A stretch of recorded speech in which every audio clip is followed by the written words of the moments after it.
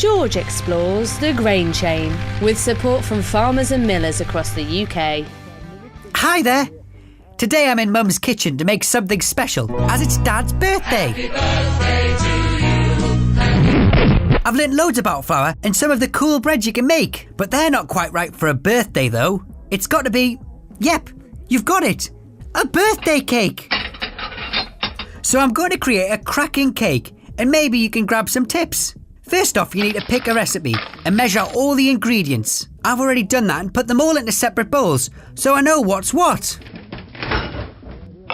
As it's easier to use butter when it's soft, I took it out of the fridge an hour ago to help soften it. I just need to mix the butter with some sugar now. I'm making a Victoria sponge, so I'm using caster sugar, which is extra fine. This makes the mix nice and super smooth. Now I'm mixing in the eggs, one at a time. And in goes the flour. I'm sieving it in to keep the mix light. As we've seen with bread, there's different sorts of flour. White, brown, and even wholemeal. White flour uses only the endosperm of the grain. That's the soft, starchy bit. Brown uses the endosperm plus the wheat germ, and bran, that's the bit around the outside of the grain. Whilst wholemeal flour uses the whole lot. Let's just check what we're using today. Yep, white flour. Cakes usually use white flour, but there are recipes that don't. That's one of the brilliant things about all the flours we have. It means we can make all these different types of foods. Did you know that there's over 200 kinds of bread alone in this country, and probably even more cakes? That's the last of it. Now a final mix.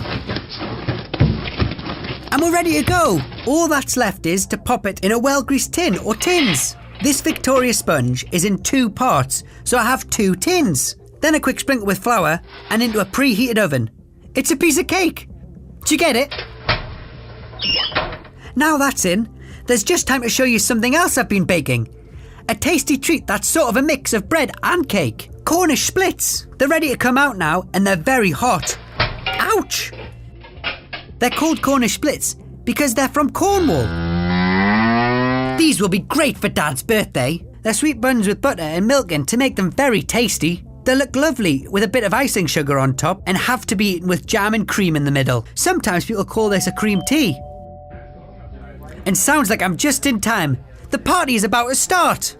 George explores the grain chain with support from farmers and millers across the UK.